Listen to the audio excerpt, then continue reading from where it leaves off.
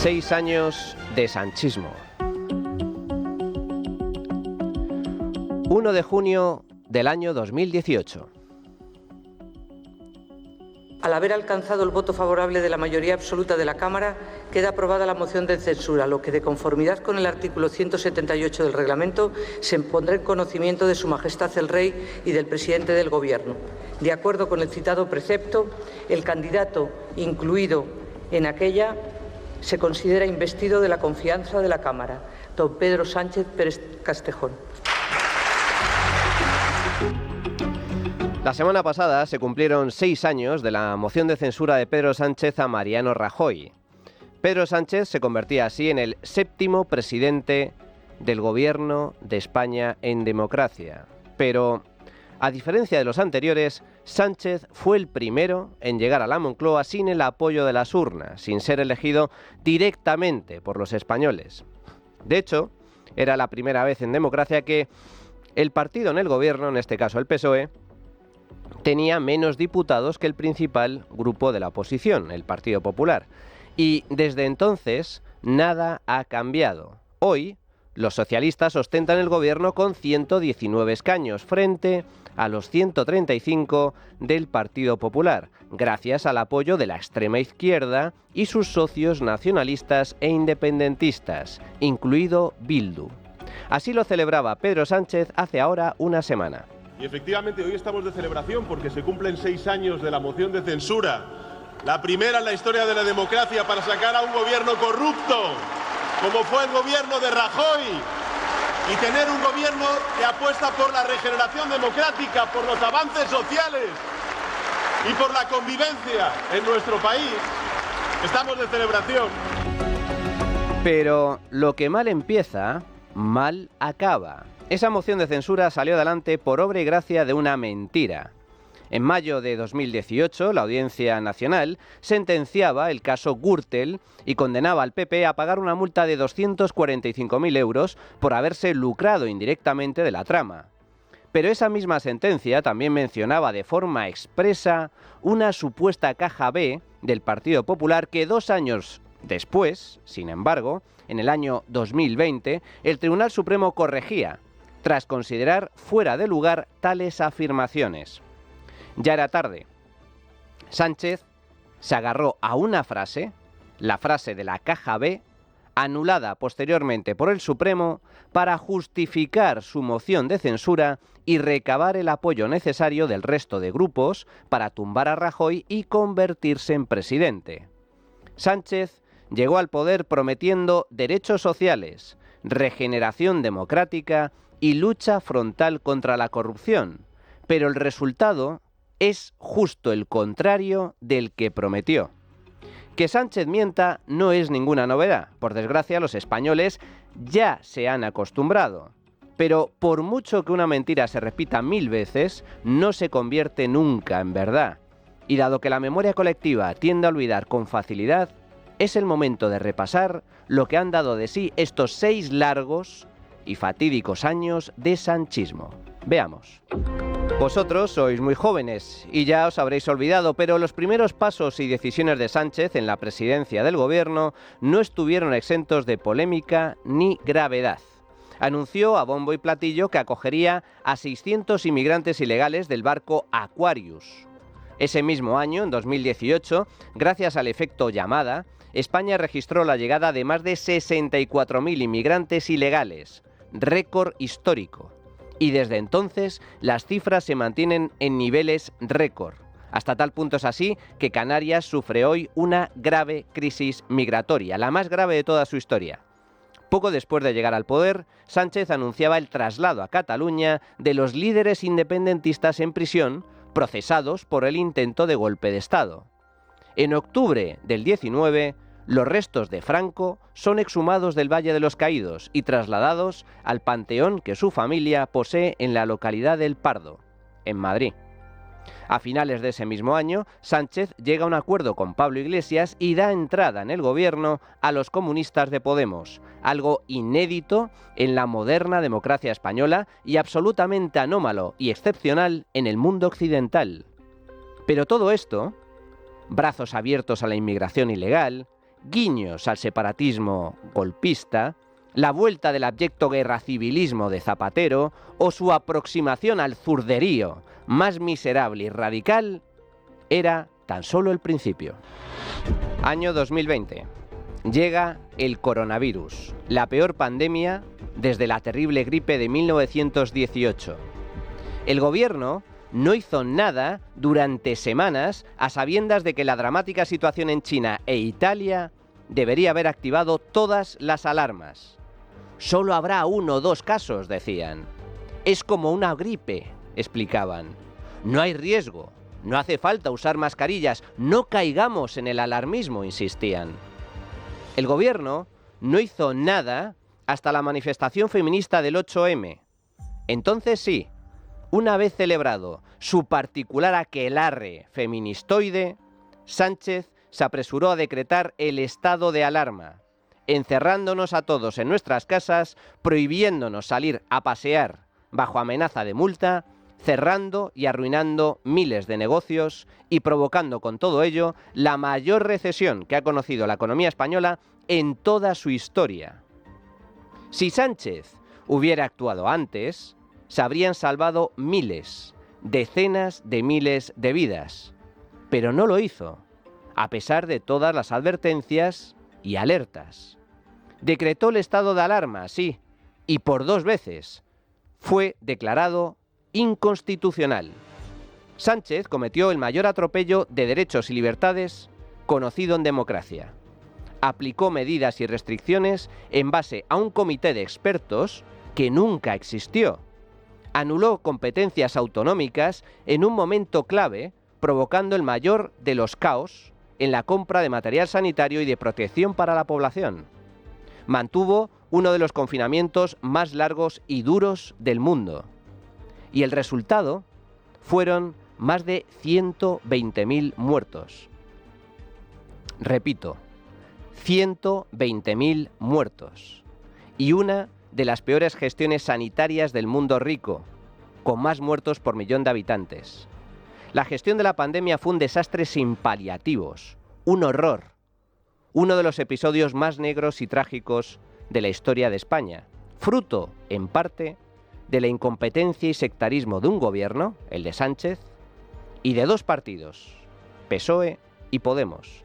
Pero, como la memoria del ser humano tiende a olvidar lo malo y a quedarse con lo bueno, por puro instinto de supervivencia, pareciera que aquello jamás sucedió, que fue un mal sueño, pero no, sucedió. Vaya si sucedió. Y si no, que se lo cuenten a los fallecidos y sus familiares, a los autónomos y empresarios que tuvieron que cerrar sus negocios, a los trabajadores que se fueron a la calle, a los sanitarios que tuvieron que enfrentarse al COVID sin la protección ni los recursos adecuados, a todos los españoles que vieron sus derechos y libertades pisoteados. Hay cosas que no se pueden ni se deben olvidar.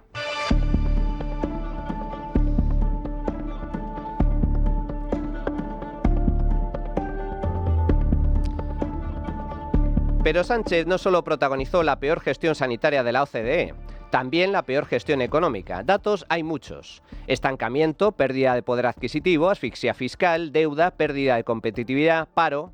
España tiene el paro más alto de Europa, el paro más alto del mundo rico. Pero si hubiera que destacar un dato, tan solo uno, sería la pobreza. El gobierno de la gente, el gobierno de los derechos sociales, del escudo social, es el gobierno donde más ha crecido la pobreza, se mire por donde se mire. La pobreza real, entendida como carencia material severa, afecta al 9% de la población. Se trata de un nuevo récord histórico. La pobreza se ha duplicado desde el año 2019. Esto significa que 9 de cada 100 españoles no puede permitirse al menos 4 de los siguientes conceptos. No puede irse de vacaciones al menos 1 semana al año. No puede comer carne, pollo, pescado al menos cada 2 días. No puede mantener la vivienda con una temperatura adecuada. No tiene capacidad para afrontar gastos imprevistos. Ha tenido retrasos en el pago de gastos relacionados con la vivienda. No puede disponer de un automóvil. No puede disponer de un teléfono. No puede disponer de una tele. No puede disponer de una lavadora. La pobreza aumenta hasta niveles récord, también la pobreza infantil, que ronda el 11%. ¿Y qué hace el gobierno? Pues aplaudir. Sí, como lo oyen. Sánchez y sus ministros se vanaglorian, se congratulan de que cada vez haya más pobres en España. ¿Por qué? Porque así pueden repartir más paguitas, más subsidios, más migajas para contar con una población cada vez más débil y dependiente del poder político, del Estado. Y así retener y comprar nuevos votos, que es de lo que se trata, de lo que va realmente este juego de la política en manos de la izquierda. Por eso, precisamente, celebran que aumente el número de beneficiarios del ingreso mínimo vital. Sí, lo celebran. Esta paguita ya llega a 1,8 millones de personas y creciendo, para alegría y alborozo del socialismo patrio. Los españoles somos cada vez más pobres, mientras ellos son cada vez más ricos ejerciendo el poder. ¿Se entiende ahora de qué va esto? ¿Y qué decir de la seguridad? Oye, pues tampoco. La criminalidad campa a sus anchas, los delitos no dejan de crecer y España se ha convertido en un paraíso para las mafias, ladrones, carteristas, violadores y ocupas. La escoria más inmunda de la sociedad. Las cifras de delitos en España son hoy las más altas de su historia. La tasa de delincuencia supera los 1.800 casos por cada 100.000 habitantes. España tenía una tasa de delincuencia inferior a la media europea antes de Sánchez, y ahora es superior. ¿Y las mujeres? Oye, pues tampoco. España era el quinto mejor país del mundo para nacer mujer hace apenas unos años, y ahora es el número 27.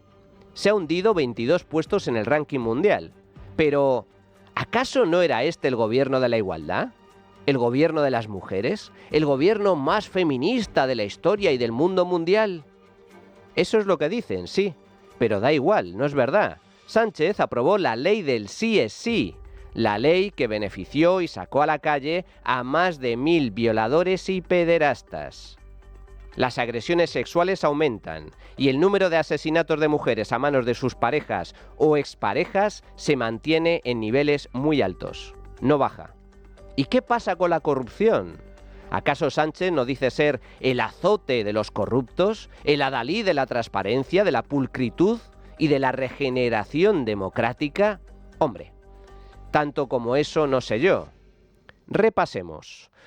Gobernar a golpe de decreto, la ley de memoria histórica con Bildu, el maquillaje del paro con los fijos discontinuos, los cientos de colocados a dedo, el asalto a Radio Televisión Española, la compra de medios de comunicación, el fichaje de Broncano, el CIS de Tezanos, la ruina absoluta de Correos, el caos de cercanías, el caos de Renfe, los trenes a Cantabria que no caben en los túneles, el caos de la seguridad social y las citas previas en la administración, el colapso de la justicia, el uso y abuso del Falcon, la Fiscalía de Delgado, el ascenso irregular de Delgado. ¿De quién depende la Fiscalía? Pues eso, la revelación de secretos de la Fiscalía y Hacienda en el caso del novio de Ayuso, el asalto al Tribunal Constitucional, los indultos a madres secuestradoras de niños, las cesiones secretas y no tan secretas a Bildu, los pactos con Puigdemont, los indultos a golpistas, la eliminación del delito de sedición, la reducción del delito de malversación, la amnistía, repito, la amnistía a los golpistas, las destituciones de Marlaska de altos cargos de la Guardia Civil por no informarle de investigaciones en curso, las mentiras del gobierno en el asalto a la verja de Melilla, el espionaje de Pegasus, llamar piolines a policías y guardias civiles, el asesinato de guardias civiles por falta de medios en Barbate, la entrega del Sáhara a Marruecos, crisis diplomática con Argelia, crisis diplomática con Argentina, crisis diplomática con Israel, Delsi y sus maletas, Tito Berni, las mascarillas de Koldo y Ábalos, el rescate de Plus Ultra, el caso Begoña, el hermano de Pedro Sánchez, el caso Adif, sus cartas a la ciudadanía, el señalamiento de periodistas, jueces y empresarios. Disculpen, pero necesito tomar aire. Isabel Díaz Ayuso, presidenta de la Comunidad de Madrid. Este sábado se cumplen 6 años de la llegada de Sánchez al gobierno a través de la manipulación de una frase en una sentencia por supuestas sospechas de corrupción. Hoy Sánchez es la corrupción y no es que tenga un caso, es que su lado del muro es corrupto, está todo corrompido y son los mismos y están todos en lo mismo. Lo siento, pero todavía no me he recuperado. Alberto Núñez Feijóo, presidente del PP. El bulo de la historia democrática de nuestro país se llama Pedro Sánchez. Ha sido un bulo toda su carrera política.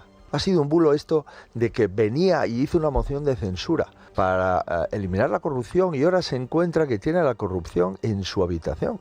Porque él conoce las actividades, y sean o no delictivas, lo que son éticamente reprochables y políticamente incompatibles. Es un señor que ha engañado a su partido, que ha hecho trampas en las votaciones de su partido, que han tenido que echarle de secretario general de su partido, que ha entrado en el gobierno de España con una moción de censura para acabar con la corrupción y convocar elecciones, y hizo exactamente lo contrario. Ni convocó elecciones, ni por supuesto acabó con la corrupción, sino que ahora la está justificando. Ha dicho que no iba a gobernar con Podemos y nos hizo votar 2 veces. Y con Bildu ya no hablaba. Y gracias a Bildu es presidente del gobierno en esta legislatura. Por tanto, el gran bulo de la democracia española se llama Pedro Sánchez.